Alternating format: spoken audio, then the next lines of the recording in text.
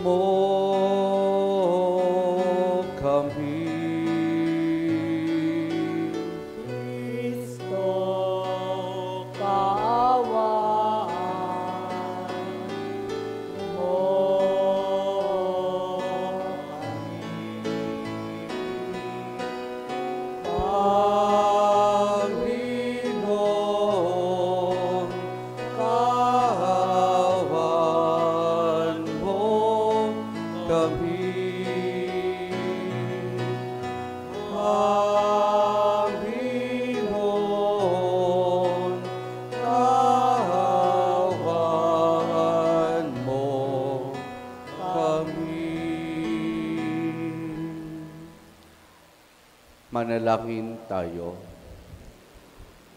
Ama naming makapangyarihan, sa iyo nagmumula ang tanang kabutihan. Pagbigyan mo ang aming mga kilingan na sa iyong patnubay. Ang iyong mga kinilulugan ay aming mapag-isipan at sa iyong pag-akay. Ang mga ito ay aming magampanan sa pamamagitan ni Jesus, kasama ng Espiritu Santo, magpasa walang hanggan.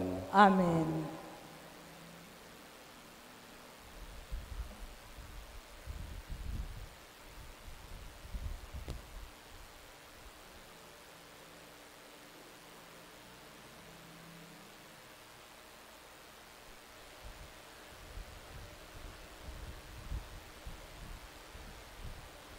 Ang salita ng Diyos mula sa ikalawang sulat ni Apostol San Pablo sa mga taga-Korinto. Mga kapatid, ang aming pagtitiwalang ito sa Diyos ay sa pamamagitan ni Kristo. Kung sa aming sarili lamang ay wala kaming sapat na kakayahang gawin ito. Ang Diyos ang nagkaloob nito sa amin. Ang Diyos, niloob niyang kami maging lingkod ng bagong tipan.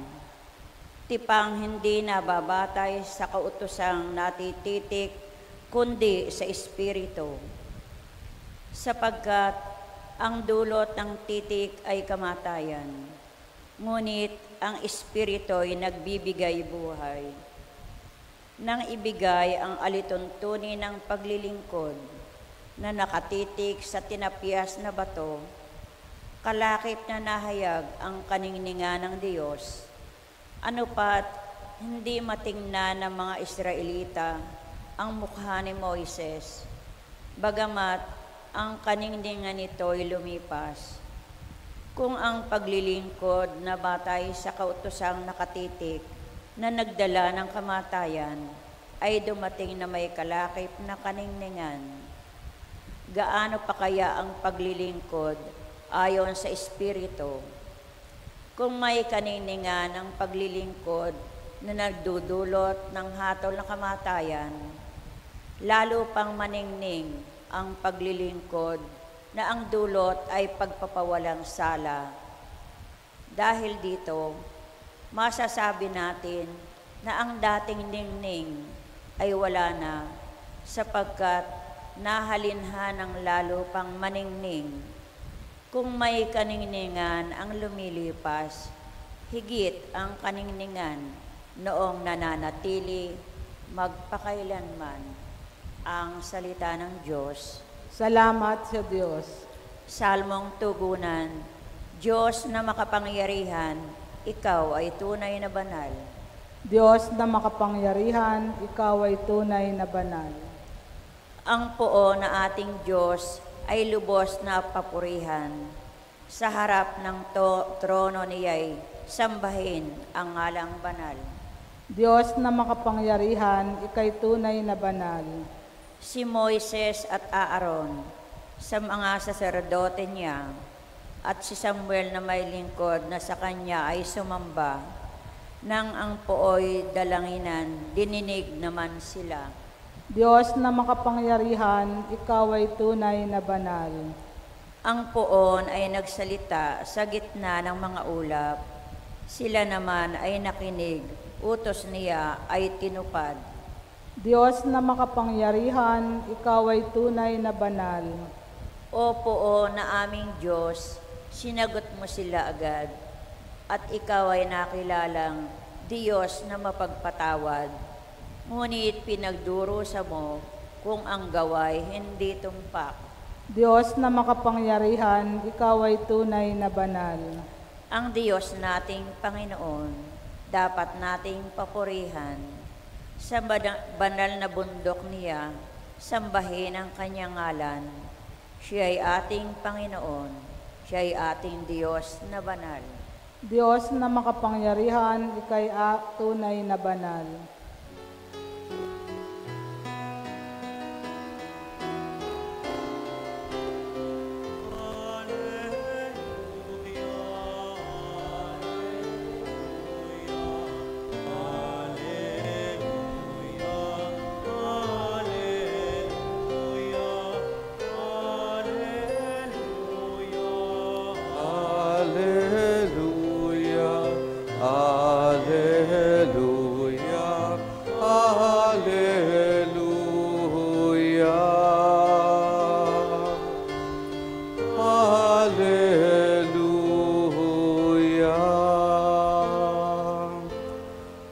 Sumainyo ang Panginoon. At sumayo rin. Ang mabuting balita ng Panginoon ayon kay San Mateo. Papuri sa iyo, Panginoon.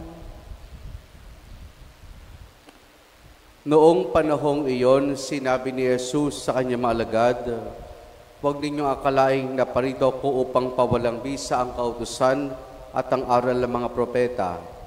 Naparito ako hindi upang pawalang bisa, kundi para ipaliwanag at ganapin ang mga iyon. Tandaan ninyo ito, magwawakas ang langit at ang lupa, ngunit ang kalitlitang bahagi ng kautusan ay di mawawalan ng bisa hanggat hindi nagaganap ang lahat. Kaya sino mang magpawalang halaga sa kalitlitang bahagi nito at magturo ng gayon sa mga tao, ay ibibilan na pinakamababa sa kaharian ng Diyos. Ngunit ang gumaganap ng kautusan at nagtuturo na ito pa rin iyon ay ibibilang na dakila sa kaharian ng Diyos." Ang mabuting balita ng Panginoon. Pinupuri ka namin, Panginoong Jesucristo.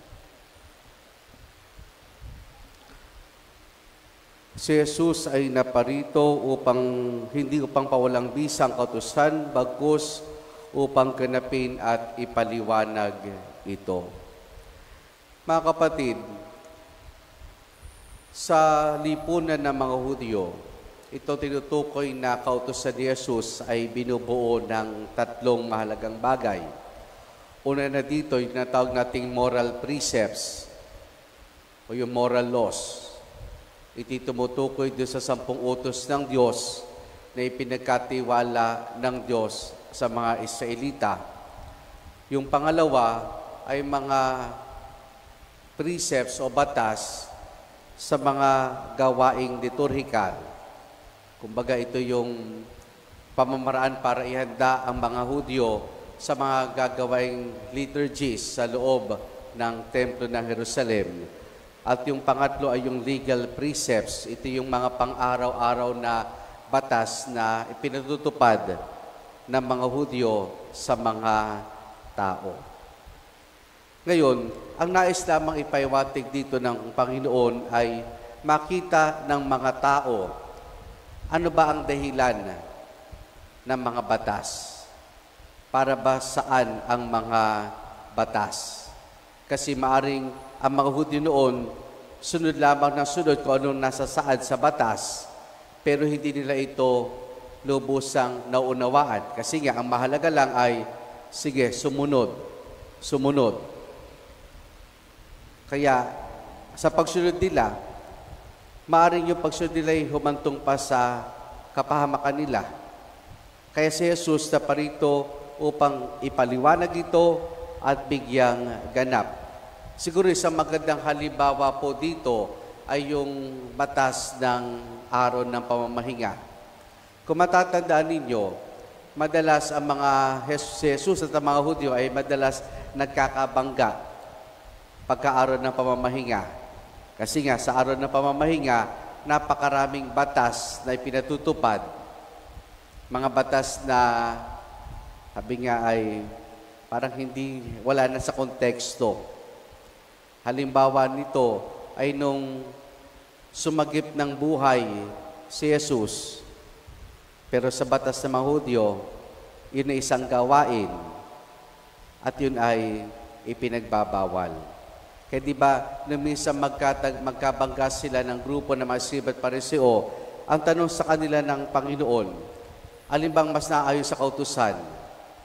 Ang magbigay buhay o ang pumatay? Siyempre, hindi sasagutin ito ng mga Hudyo sapagkat alam nila na pagbibigay buhay ang mas mahalaga kaysa lamang doon sa pagsunod sa kautusan. Kaya nais lamang dito ipaiwatig ng Panginoon ay, yun nga, nais na niya na maunawaan natin para saan ba ang mga batas? Ano ba ang mga batas? Halimbawa sa ating mga sariling bahay, ang mga magulang natin ay mayroong mga rules and regulations na pinatutupad. May rules and regulations na ipinatutupad. Kaya kung dito maunawa ng mga bata, maring mahirap para sa kanila na sundin ito. Kung dati-rati, kinakailangan, 6:00, sa bahay ka na, o ngayon ay kung ikay magpapaalam at merong party na pupunta, sasabihin sa'yo ng mga magulang mo, hanggang 10:00 ka lamang. Dapat ay nasloob ka na ng bahay. Ngayon, kung titignan lamang doon ng bata, bakit hanggang 10:00 parang bitin naman? Ay mahirapan siyang sundin ito. Pero kung makita niya, bakit nga ba 10:00 ay nasa loob na ako ng bahay? Kung kayo tatanungin ko po, bisa ganyan mga magulang, bakit kinakailangan before 10 o saktong 10, nasa loob na ng bahay ang mga anak?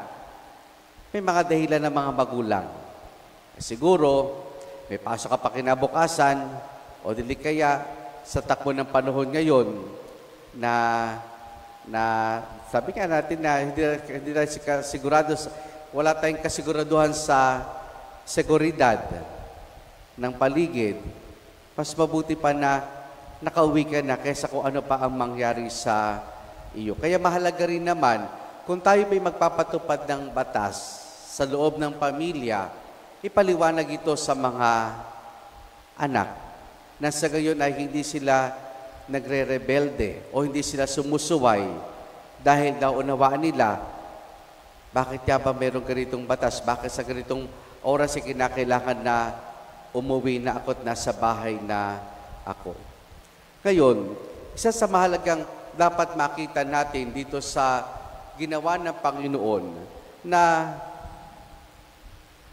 makita ang dahilan ng batas dahil ito'y para sa kabutihan ng mga Hudyo.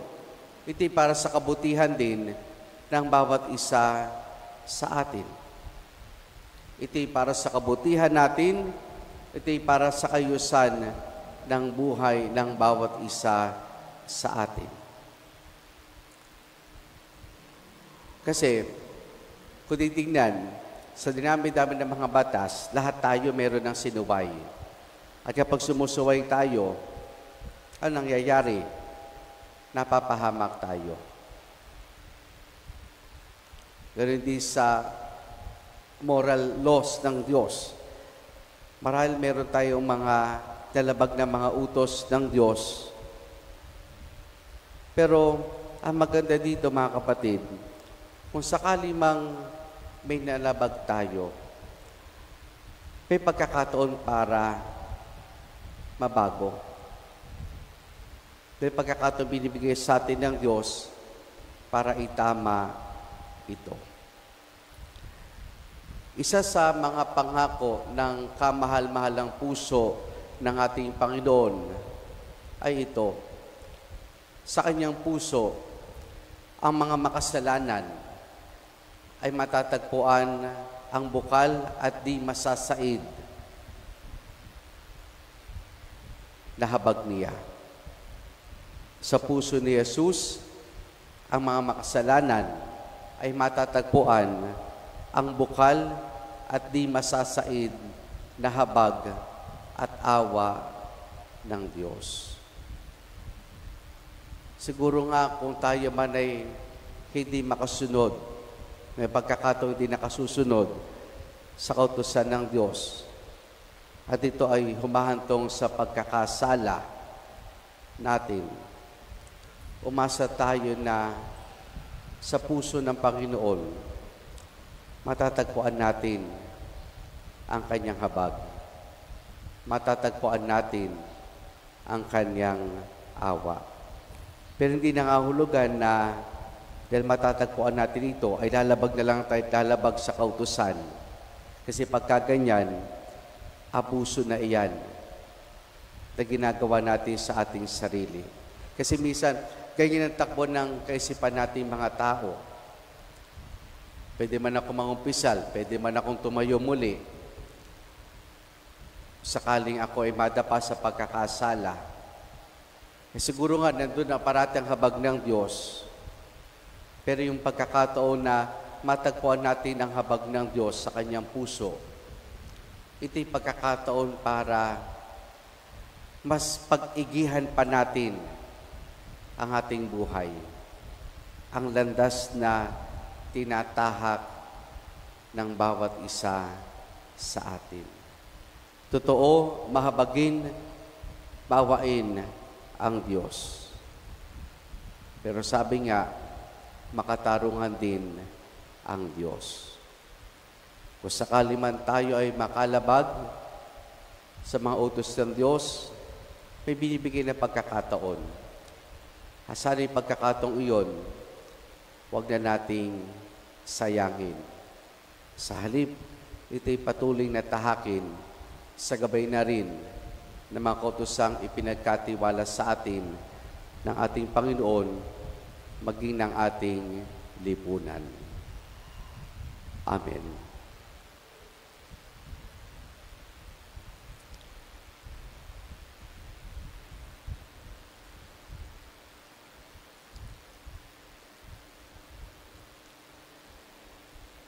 Ipinapangako ng Diyos ang kaligayahan sa mga sumusunod sa Kanyang mga batas at sa mga naghahangad sa Kanya ng buong puso. Manalangin tayo ngayon ng sama-sama at buong katapatan sa isang pananampalataya. Ating itutugon, Diyos ng kaayusan, manatili nawa kami sa iyong landas. Diyos ng kaayusan, manatili nawa kami sa iyong landas.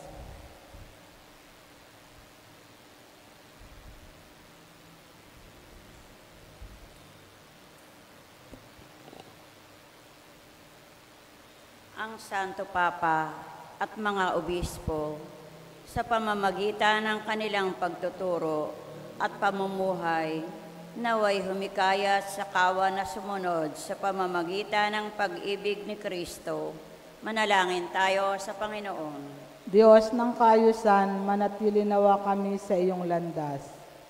ang mga pamilya ng mga bansa naway higit na magsumikap at maging masigasig upang makamit ang kapayapaan at matatag na mapanatili ito.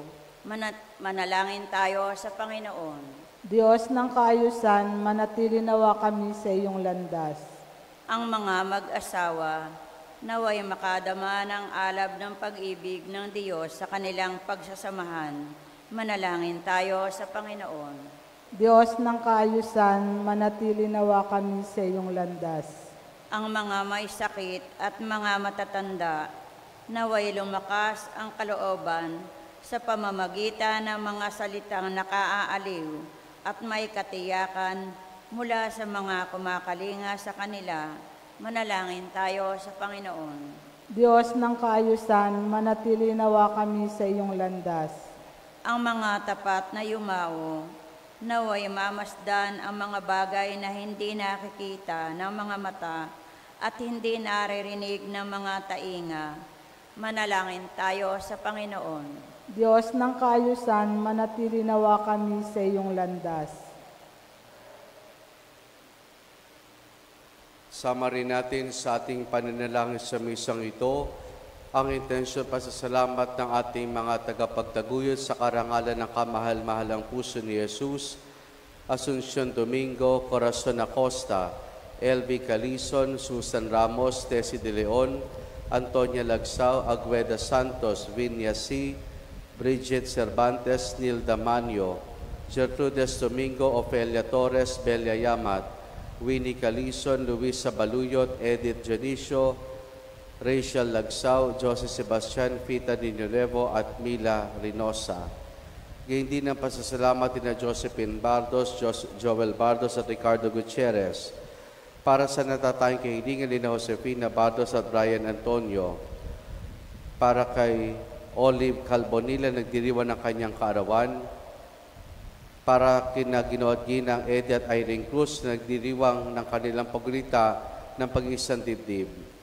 Patuloy nating dalangin ang pagbuti ng kalusugan at kagalingan ni Apolinario at Ligaya Katalig, Natalia Reyes, Virginia Franco, at para sa kapayapaan ng kaluluwa ni Rafaela Regalado, Antonio, Juana Marcosa, Violeta, Basilia, Jose, Vanessa, Epifania, Ricardo Sr., Enrique, Romulo, Vicente, Ruben, Rodolfo Sr., Cecilia, Antonio, Juana, at Solidad. Ating idulog sa Diyos, iba pa nating intensyon at panalangin. Makapangyarihan at walang hanggang Ama, naway liwanagan ng iyong batas ng pag-ibig ang aming buhay at pamalagin mo kaming nasa matuwid na landas patungo sa iyong kaharian. Hinihiling namin ito sa pamamagitan ni Jesus na aming Panginoon. Amen. Amen. Pag-aalay.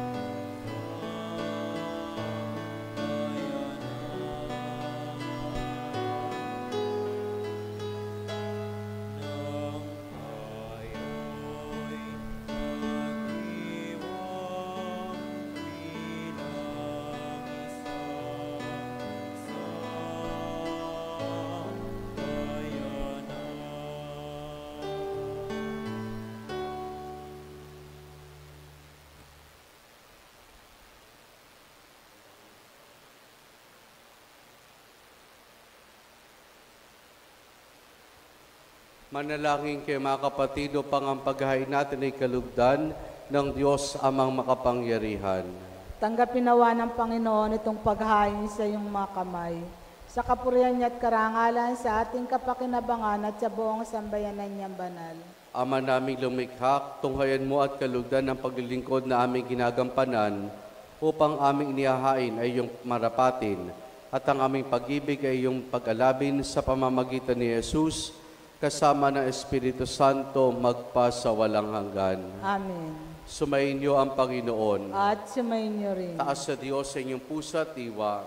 Tinaas na namin sa Panginoon. Pasalamatan natin ang Panginoong ating Diyos. Marapat na siya ay pasalamatan. Ama naming makapangyarihan, tunay nga marapat na ikaw ay aming pasalamatan sa pamamagitan ni Jesus na aming Panginoon.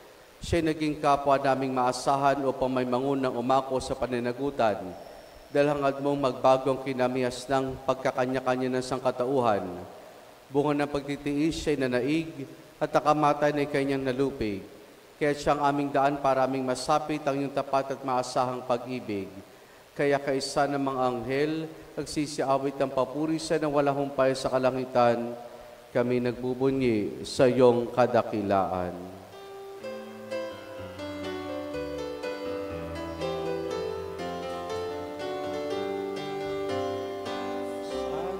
Santo, Santo, Santo, Diyos makapangyarihan, puspos ng walhati ang langit at lupa. Hosana sa kaligtasan, pinagpalang narito sa ngalan ng Panginoon. Hosana sa kaligtasan. Hosana sa kaligtasan.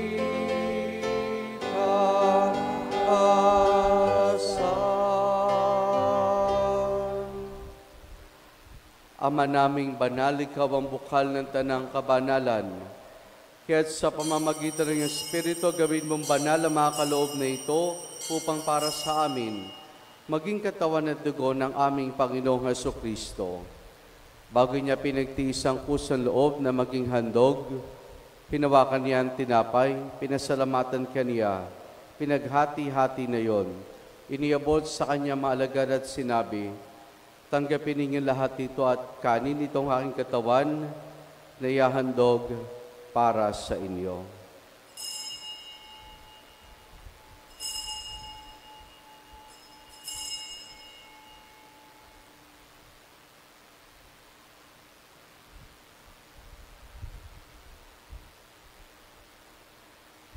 Gayun din naman nang matapos ang hapunan, hinawakan niya ang kalis.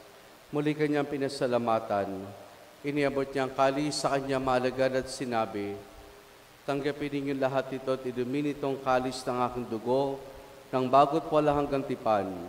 Ang aking dugo na ibubuhos para sa inyo at para sa lahat sa kapagpapatawad ng mga kasalanan. Gawin ninyo ito sa pag-alaala sa akin.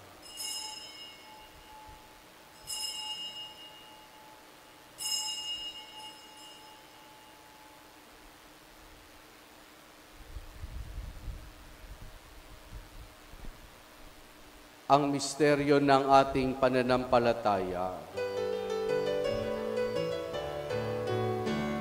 Si Kristo ay bumitahin, sarili ay inihain, bilang pagkain inumin, pinagsasaluhan natin, hanggang sa siya'y dumating, hanggang sa siya'y dumating.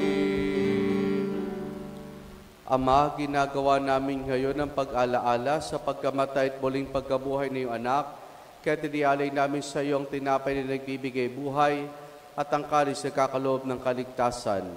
Kami nagpapasalamat dahil kami minarapat at tumayo sa harap mo para maglingkod sa iyo. Isinasamo namin kami magsasalo-salo sa katawan at dugo ni Kristo ay mabuklod sa pagkakaisa sa pamamagitan ng Espiritu Santo. Ama, lingapin mo ang simbahan laganap sa buong daigdig. Puspusin mo kami sa pag-ibig kesa ni Leo na aming Santo Papa at ni Dennis sa aming Obispo at ng Tanang Kaparian. Alalahanin mo rin ang mga kapatid naming nahimlay na may pag-asang sila'y muling mabubuhay, gayon din na lahat ang mga pumanaw at mga kaluluwa sa purgatorio. Kaawan mo sila at patuloyin sa iyong kaliwanagan. Kaawaan mo at pagindapati kaming lahat na makasalo sa iyong buhay na walang wakas. Kaisa ng mahal na Birheng Maria na Ina ng Diyos, ang kanyang kabiyak ng puso si San Jose, kaisa ng mga apostol at ng lahat ng mga banal, kasama si San Juan Bautista, na namuhay dito sa daigdig ng kalugod-lugod sa iyo, may pagdiwang nawa namin ang pagpupuri sa kararangal mo sa pamamagitan ng iyong anak na aming Panginoong Hesukristo.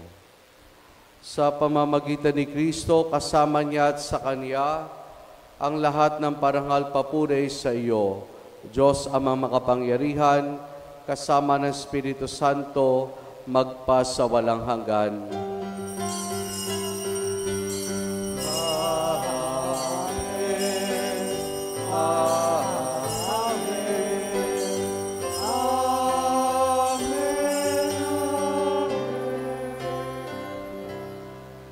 Sa tagubilin mo nakagagaling na utos, sa turo ni Jesus na Panginoon natin na Diyos, ipahayag po natin ng lakas loob.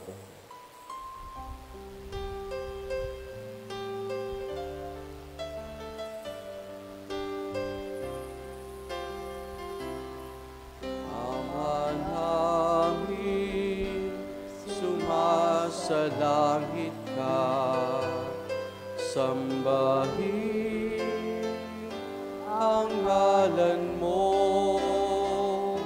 mapasamin ang kaharian mo, sundin ang loob mo dito sa lupa para nang sa langit. Bigyan mo kami ngayon ng aming kakanin sa araw-araw at patawarin mo kami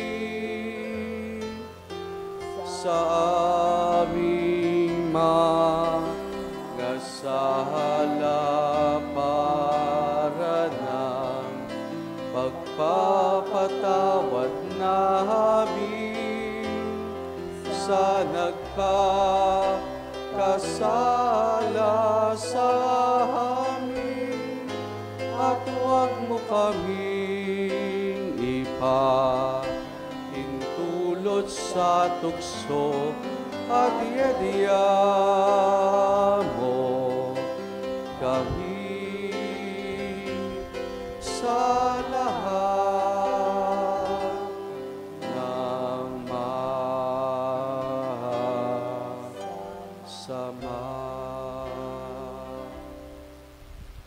Hinihiling namin kay Medias sa lahat ng masama, pagkalooban ng kapayapaan araw-araw, iligtas sa kasalanan, at ilayos lahat ng kapahamakan, samantalang aming masayang pinananabigan ang dakilang araw ng pagkapahayag ng tagapagligtas naming si Jesucristo.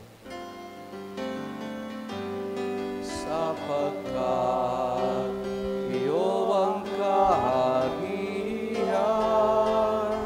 at ang kapangyarihan at ang kapurihan magpakailanman. Amen. Panginoong Jesucristo, sinabi mo sa iyong mga apostol, kapayapaan ang iniwang ko sa inyong aking kapayapaan ang binibigay ko sa inyo. Tunghayan mo ang aming pananampalataya at huwag ang aming mga pagkakasala. Pagkalooban mo kami ng kapayapaan at pagkakaisa ayon sa iyong kalooban, kasama ng Espiritu Santo magpa sa walang hanggan. Amen. Ang kapayapaan ng Panginoon ay lagi nawang sumainyo. At sumayo rin. Mga kapatid, maghangad at magbahagi tayo ng kapayapaan ni Jesus sa isa't isa. Peace be with you po.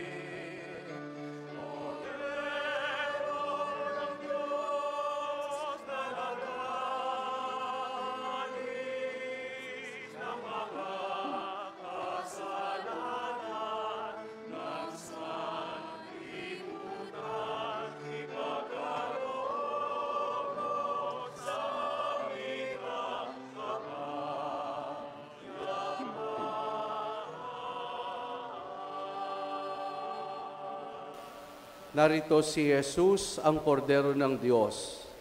Siya nagali sa mga kasalanan ng sanlibutan. Mapalad ang mga inaanihan niya makiisa sa kanyang banal na piging. Panginoon, hindi ako karapat-dapat na magpatuloy sa iyo, ngunit sa isang salita mo lamang ay gagaling na ako.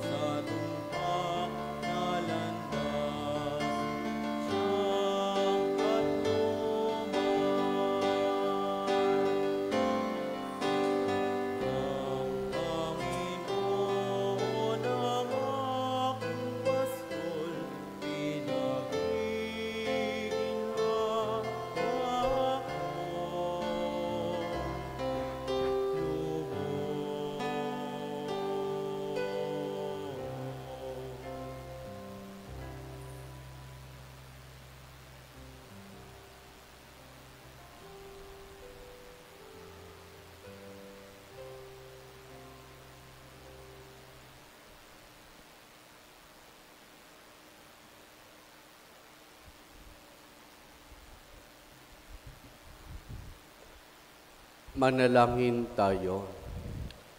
Ama naming mapagmahal, ang pagganap sa iyong pag-ibigay kagalingan ay pumawi nawa sa aming mga nagawang pagsuway at magdulot nawa ng iyong mga kinilulugdan sa pamamagitan ni Jesus, kasama ng Espiritu Santo magpasawalang hanggan. Amen. Sumainyo ang Panginoon At sumayo rin. at pagpalaing tayong lahat ng mabuti't mapagmahal na Diyos Ama, Anak at Espiritu Santo. Amen. Naialay na natin ang pagdiriwan ng banal na misa. Humayo tayong taglayang kapayapaan at pag-ibig ng Panginoon. Salamat sa Diyos. Purihin po natin ang ating Panginoon.